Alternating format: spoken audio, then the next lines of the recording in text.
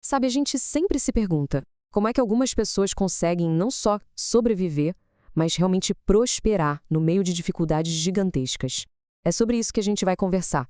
Vamos dar uma olhada nas histórias de José, Davi e também de Jó, para tentar entender como a dor, que parece ser o fim de tudo, pode na verdade ser o começo de um propósito. Uau, extraordinário. Para começar, vamos pegar uma verdade que, olha, é universal. Já era dita há milênios. Jó, um cara que num único dia perdeu simplesmente tudo, família, grana, saúde, ele nos lembra de uma coisa: a vida é curta e cheia de dificuldades.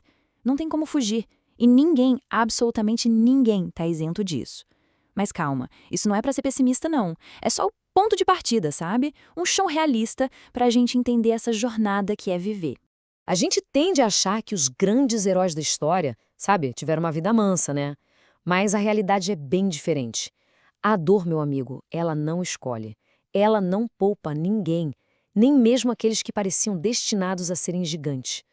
Na verdade, e isso é mais louco, muitas vezes é a própria dor que acaba forjando essa grandeza toda. Olha só o caso de José, por exemplo. Um jovem, o queridinho do pai, com um futuro que parecia brilhante pela frente. E, de repente, pá! Ele é traído por quem? Pelas pessoas que ele mais deveria confiar no mundo, os próprios irmãos. Imagina só. Ele é vendido, jogado numa terra estranha e vira escravo. É a dor da traição, da injustiça na sua forma mais pura e cruel. E o Davi? O que dizer dele?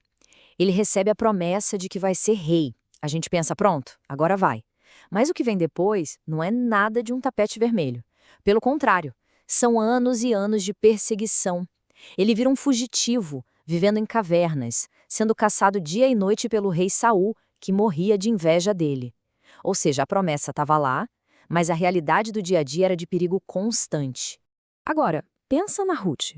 Naquela época, uma mulher que ficava viúva, nossa, era basicamente uma sentença de miséria.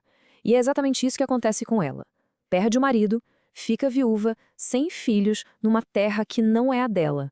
Ela encara de frente a pobreza, com aquela tarefa que parece impossível, sabe? De ter que recomeçar a vida do zero absoluto.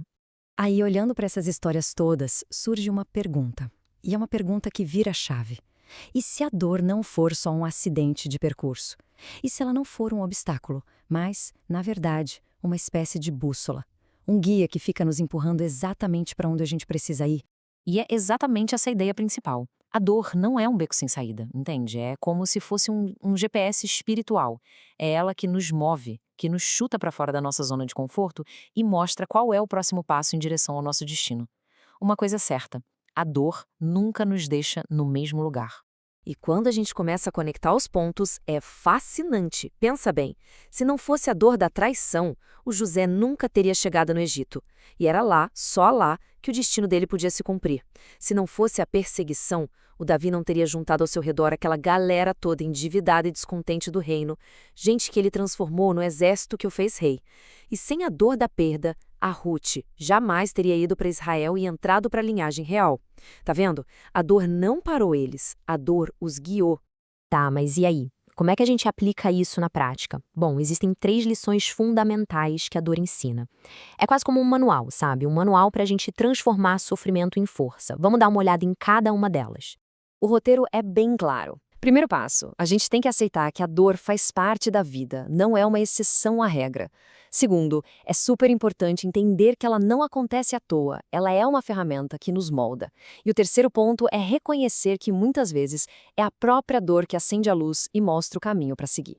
A primeira lição, então, é sobre mudar a nossa perspectiva.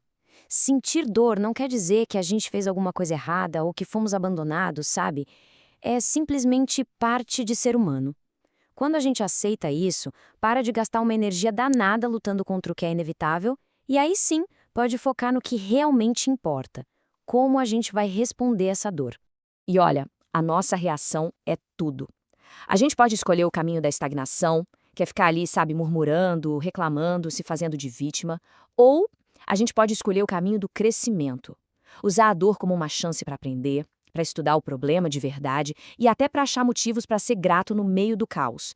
É essa escolha que vai definir o futuro. Vamos para a segunda lição. A dor tem um propósito. ela não é aleatória, não cai no nosso colo por acaso. Voltando ao José, ele não fez um MBA em Harvard, não. A escola dele foi a prisão. Foi lá tendo que administrar o pouco que tinha, lidando com toda a politicagem da cadeia, interpretando os sonhos dos oficiais do faraó. Foi ali que ele aprendeu a governar. A dor foi a sala de aula dele. E por fim, a terceira lição. A dor funciona como um catalisador.